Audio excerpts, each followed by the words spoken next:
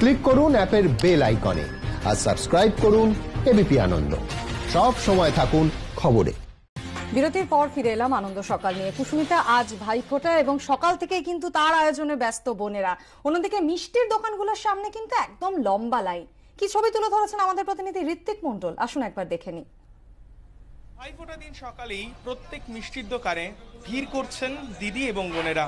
কেউ হয়তো মনপসন্দ মিষ্টি নেওয়ার চেষ্টা করছেন ভাইয়ের জন্য, আবার কেউ এভাবে মিষ্টি সাজিয়েও নিচ্ছেন একেবারে, যাতে চটজলদি সময় বাঁচিয়ে দ্রুত ভাইকে ফোঁটাটা দিয়ে ফেলা যায়। অন্তত এই যে এরকম একটা প্লেট দেখতে পাচ্ছি আমরা দক্ষিণ কলকাতার একটা মিষ্টির দোকানে, সেখানে খাজা রয়েছে, ভাইফোঁটার স্পেশাল মিষ্টি রয়েছে, নোনতা রয়েছে, দুই রকম সন্দেশও রয়েছে। আমাদের সঙ্গে একজন দিদিও রয়েছেন, তিনিও সবে ভাইফোঁটার মিষ্টি সারলেন।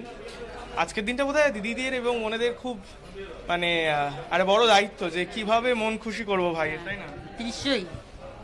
কি কি নিলেন আজকে এখনো পর্যন্ত? আমি খাজা নিয়েছি, ভাইফোঁটার সন্দেশ নিয়েছি, আর রাধা বল্লভী নিয়েছি, আর ওখান থেকে পদ্ম দেওয়ার সন্দেশ নিয়েছি। সকালের মিষ্টির কেনাকাটাটা কিরকম?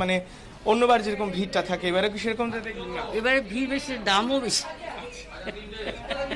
তো এবারে সবাইকে বোধহয় সমস্ত অনুষ্ঠানে, এবারে দুর্গাপুজো হোক, কালী পুজো হোক, কোভিড পরিস্থিতিটা ভাবাতে হচ্ছে। বাড়িতে ভাইফোঁটার সেরকম জাঁকজমক কোনো অনুষ্ঠান হচ্ছে? হ্যাঁ, সেরকমই হচ্ছে, একটাই তো ভাই। অসুবিধা নেই। আচ্ছা। আর বাজার ঘাটের কি অবস্থা দেখলেন? বাজার দর ঠর? বাজার দর ভালোই রয়েছে, উপায় নেই, কিনতে তো হবেই। একদিন ভাইকে মিষ্টি মুখ ভাইফোঁটার দিনে অন্তত ভাইকে খুশি না করলে নয়। হ্যাঁ, না নিশ্চয়ই, ভাইকে খুশি না করলে একটা দিনই তো।